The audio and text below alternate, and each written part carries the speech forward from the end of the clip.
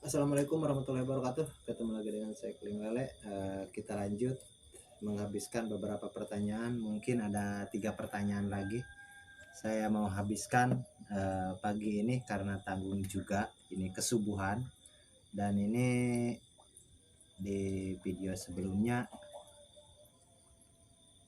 kesubuhan dan ini sudah subuh. Dan alhamdulillah kita lanjut lagi. Oke, seperti apa pertanyaannya kita cek dulu.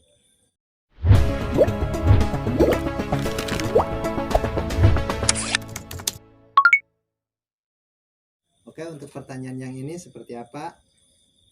Ini dari Paris Maulana. Diameter 4, tebar 5.000 ekor, ukuran ikan 78. Air sudah diendapkan dulu, dipuasakan, vitamin memakai vita liquid, antibiotik pakai Enroflox, baru tebar aman-aman saja. Tapi setelah sekitar 2 minggu, sehari mati sekitar ratusan, sekarang tinggal ribuan. Gejala sebelumnya kembung dan gantung, padahal pakan sudah dibibis dan tidak terlalu banyak ngasih makan. Mohon solusinya Pak, terima kasih. Oke, terima kasih kembali.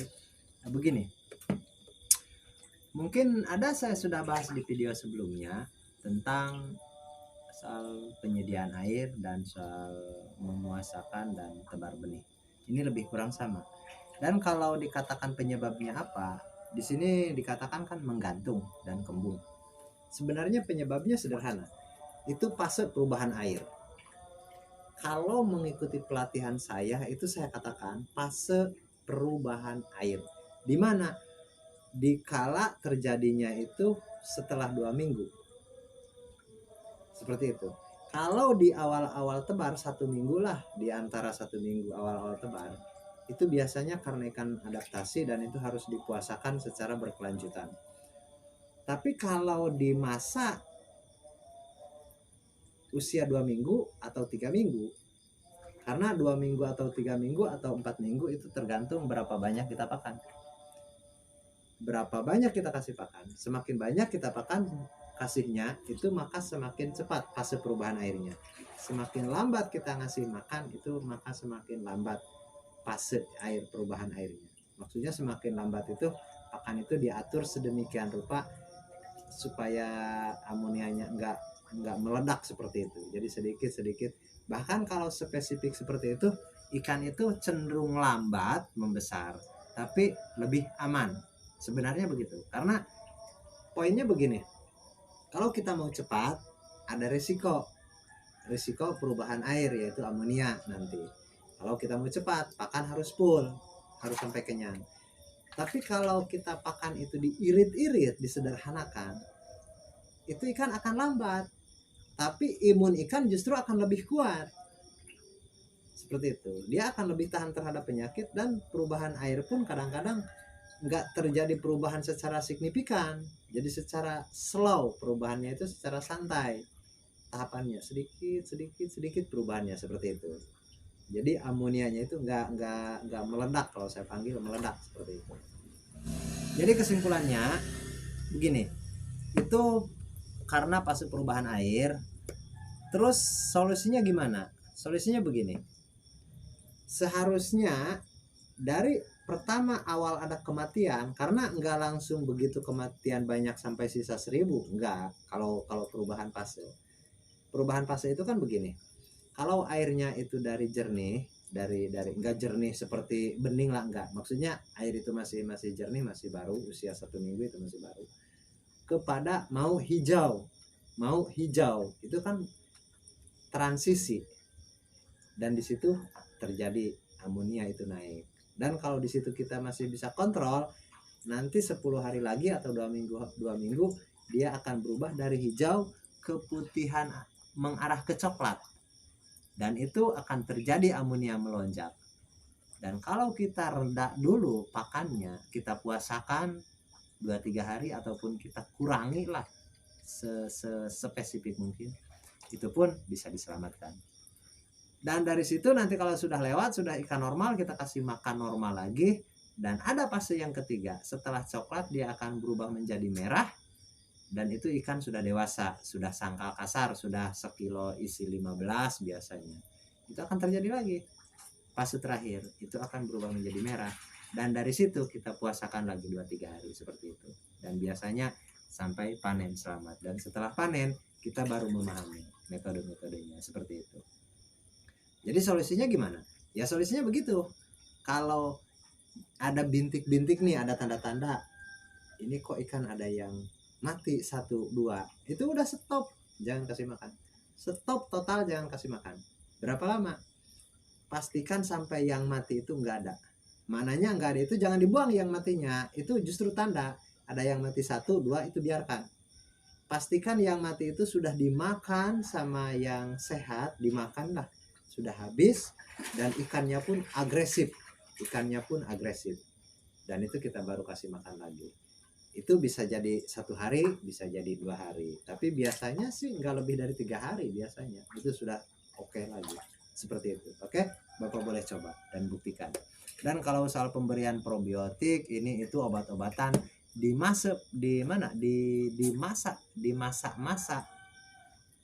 transisi air itu hampir nggak berguna obat-obatan itu. Hampir, bukan saya katakan nggak ada gunanya, hampir. Karena kalaupun kita kasih obat ke makanan, satu sisi kita kasih obat, satu sisi makanan itu kan nggak dibolehkan kalau lagi sakit. Nah, itu pun akan terjadi seperti indikasi, kontraindikasi lah seperti itu. Jadi pemahamannya pun sangat meluas sekali. Oke? Jadi saran saya nanti Bapak boleh mengikuti pelatihan online secara membership juga melalui fitur gabung atau tombol gabung. Oke, mudah-mudahan bisa dipahami. Dan kita ke pertanyaan berikutnya. Pertanyaan berikutnya, oh ini dari siapa ini?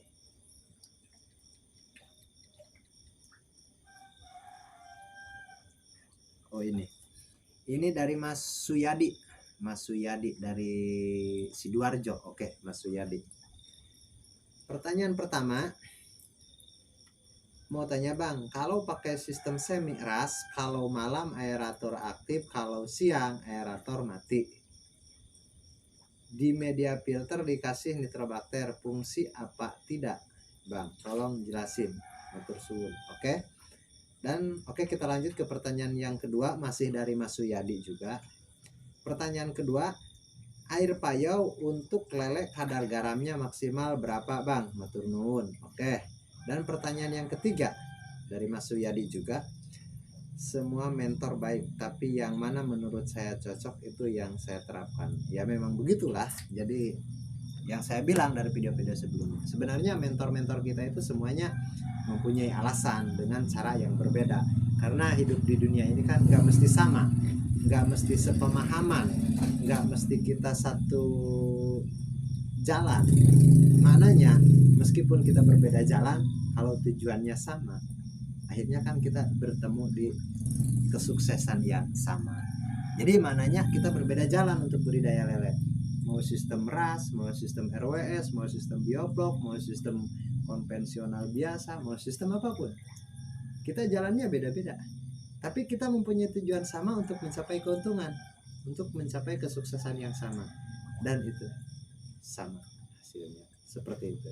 Jadi oke, saya setuju dengan slogan seperti itu.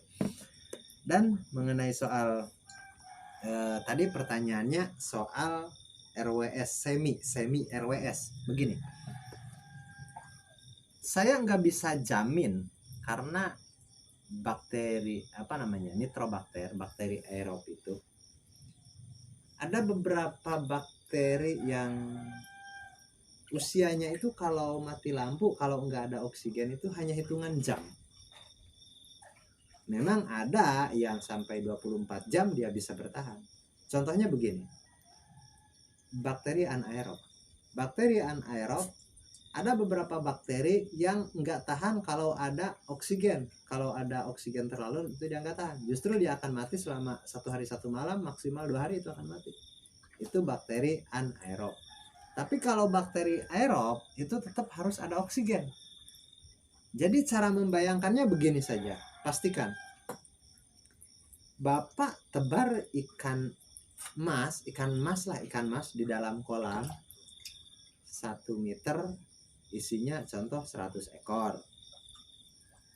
Terus kita pakai aerator, kan hidup tuh pakai angin, air yang dikembalikan ke sana lah, pakai aerator, pakai dap atau pakai serumi. Kan itu bertahan. Karena di tempat-tempat penjualan ikan ketengan kan seperti itu, memakai dap, pakai aerator. Dan kalau pertanyaannya gimana kalau nggak pakai aerator, ataupun gimana kalau aeratornya malam saja, siang dimatikan, itu kan nggak bisa. Nah, seperti itu. Jadi kita harus konsisten dalam satu sistem. Ada sistem seperti itu dan kita harus ikuti SOP-nya. Jangan keluar dari SOP. Seperti itu. Karena meskipun, tapi mungkin kan ada bakteri yang tahan. Ya, tapi kan mungkin. Dan kenyataannya menurut penelitian dari tahun 1983, ras itu pertama diteliti, dikemukakan, dipelajari lah, dari 1983 sampai sekarang, yang namanya ras dan bioplok tetap aerator itu harus 24 jam. Seperti itu. Jadi kalau untuk saya pun belum pernah coba kalau pakai semi seperti itu, karena yang saya ketahui jangankan siang mati 3 jam saja itu sudah efeknya buruk. Banyak ikan yang ada masalah nantinya, meskipun bukan jam itu hari itu, dalam jangka panjang tetap ada masalah seperti itu. Oke, mudah-mudahan bisa dipahami. Dan pertanyaan yang kedua yaitu air payau untuk lele, kadar garamnya maksimal berapa, Bang? Ada di satu video saya yang judulnya yaitu kalau sudah tingkat tinggi budidaya lele seperti ini, rasanya judulnya seperti itu rasanya. Pokoknya yang ada tingkat tingginya lah judulnya seperti itu. Tapi video bulan 11 ini, karena saya bikin videonya itu tanggal 4 bulan 11, tapi uploadnya tanggal berapa itu saya nggak pasti. Tapi yang jelas begini, di video itu saya ada cek TDS, cek pH, dan cek kadar garam. Dan kadar garam maksimal itu 20/1000, maknanya 2 kilo per 1000 liter air kadar garamnya itu masih oke. Salinitas di 20 itu masih oke. Masih bisa untuk lele, tapi bukan untuk yang lain. Kalau yang lain saya nggak berani tanggung jawab seperti itu. Saya nggak mau katakan merekomendasikan. Untuk lele itu masih bisa tahan, di tempat saya seperti itu. Di sini kan banyak air-air yang asin tuh. Jadi kalau kadar garamnya itu di angka 20, itu masih itu masih oke lah. 20 liter atau bukan 20 liter, bukan di angka 20, maksudnya di angka 2 liter per 1000. Oke, saya minta maaf, bukan 20, 2 liter atau 2 kilo kadar garam. Kalau andai kata nih garamnya 2 kilo, airnya 1000 liter, itu masih oke, ibarat seperti itulah. Jadi persentasenya gimana itu, atau 2%, yang jelas angkanya itu 0,02 itu masih oke. Dan perhitungannya seperti yang saya bilang tadi, 2 liter per 1000 liter air, 2 liter garam itu masih oke. Karena apa? Untuk bioplok kan 1000 liter air bahkan dianjurkan memakai garam 1 kilo untuk bioplok. Itu bagus, malah dianjurkan. Dan untuk lele itu maksimal 2 kg garam per 1000 liter air.